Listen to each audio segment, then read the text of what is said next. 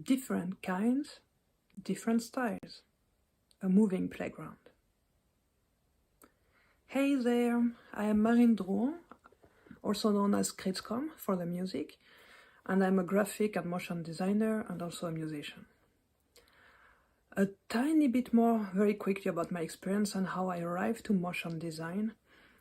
I was a student at art school and I started to use first After Effects, but only for special effects like keying, masks, directly on video.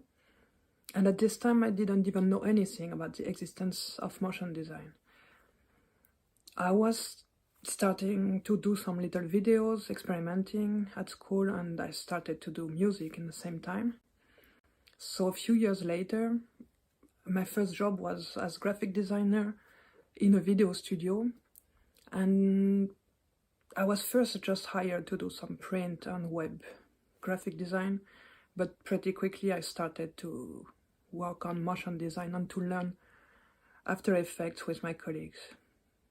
I started to do with them titles for TV, documentaries, and sometimes I was doing the soundtrack too, and this mix of graphic design and music really caught me.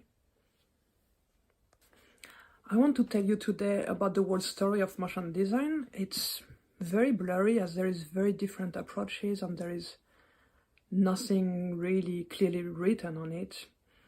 So I will go from the first film experiments, the cinema title sequences, to the more classic motion design, advertising, and new ways to animate. But first, maybe let's see what is motion design.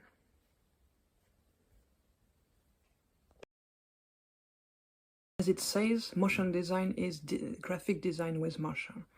It is usually not an animation, although it can be, but the intention, the idea, is different than an animation.